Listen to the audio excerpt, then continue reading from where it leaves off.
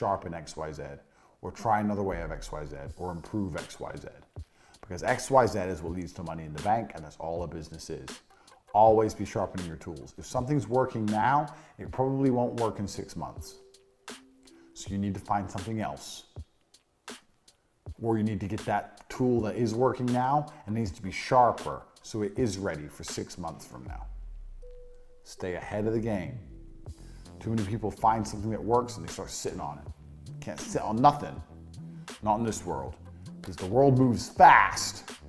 You don't end up like Blockbuster Video, do you? Oh, everyone loves renting videos, and if you do Netflix, you can't buy popcorn. Boom, out of business. Dorks. Head of the game. Another point, and the reason I say sharpen your tools is this. Good salesmen become good by being thorough. And once they are good, they become lazy. So with TV, my best salesmen would become best because they would follow the script to the letter. But once they started getting deals in, they thought they knew everything, they'd become lazy with their pitching. This is how people are. Once they think you know it all, you're lazy. And this is another reason why you have to sharpen your tools, to remind yourself how you got good. It's like being a fighter, and I'm winning my fights with jab cross. I'm good now, I'm world champion, so I'm doing spinning kicks and all this shit. Jab cross, it's worked for a very long time, got me to where I am. Sure, add something to it maybe, have an alternative maybe, but never forget the basics. Always sharpen your tools all the time, especially for sales guys. If you're a guy out there and you're a sales guy, and you land a few good deals one week, I guarantee, even though your pitch may be motivated, even though you'll be happy, your pitch is probably a little bit less thorough than when you haven't landed any deals. Because you're like, oh yeah, people are buying from me easy now, so hey man, do you want TV? Like, no, you gotta be back to the beginning, back to the start. Gambler's fallacy. Doesn't matter if it's been red 10 times in a row. The odds of it being red or black next time is still 50-50. There's no more likely to be black than it is to be red just because it's been red a bunch. Stick to your tools, sharpen them, stay thorough, especially when you get good, because that happens a lot. This is especially true in the digital world, especially true with your online advertising, especially true with your video production, your cameras, all the latest shit that comes out, the new tricks. You've got to be on top of it all. When Instagram first came out, there was no television advertising company in the world that thought we need to be able to optimize videos for Instagram. It didn't even cross their minds. Now there's a whole bunch of kids, students, kicking their asses at it with iPhones. If they were the first people who thought about it, sharpened their tools, stay ahead of the game, they could have been the Instagram advertising gurus and made billions. Always be ahead of the game. Always sharpen your tools at all times.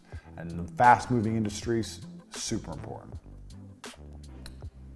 Next.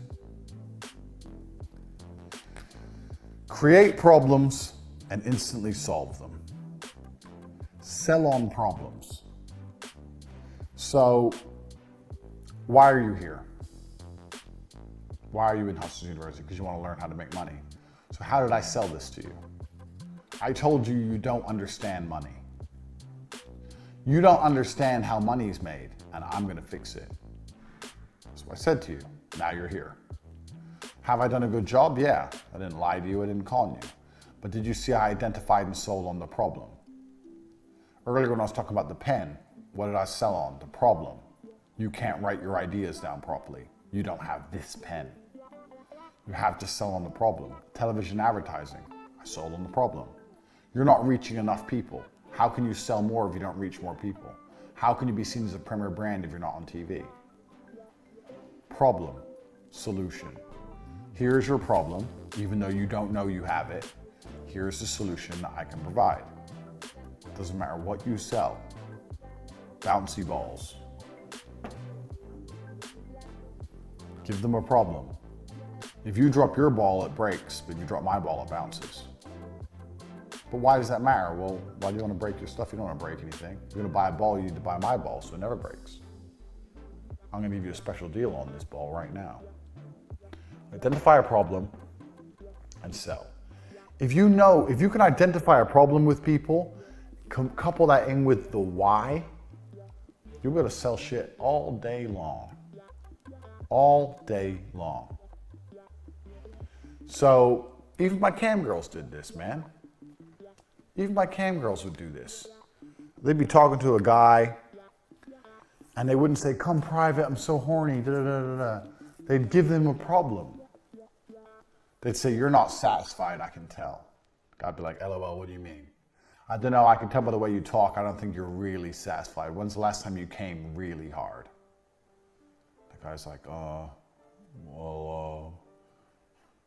even they had a last week with my wife, or you're right, or it doesn't matter what they say. You've now told him there's a problem. He was fine until you told him there's a problem. Now he's thinking, oh yeah, maybe I'm not, maybe what's the solution? I have an idea, I'm gonna do something, I have an idea. Let's do it private. It's gonna take a long time, but I promise it's gonna be different than anything you've ever done. I think it's gonna drive you crazy. Even if the private's the same, who cares? Identify the problem. You have a problem. I have a solution. If a cam hoe can do it, you can do it. You have a problem. Doesn't matter if you're selling one of the guys in the war room selling oil pipe equipment. You need this new valve. No, we don't. Yes, you do, because the valve you're using is not as efficient as these valves, and you're wasting money. Problem, wasting money. Solution, my valve. Doesn't matter what it is. If people don't know there's a problem, they're not gonna buy. Tell them there's a problem. So you need to find out whatever you're selling, and you need to find a way to tell the people out there, the mass market, that they have a big issue. Big issue, you need this. So all my cam girls did the same thing. I can tell you're not satisfied. Bang, have to do it, basic tricks. Next, and this is a very, very important key.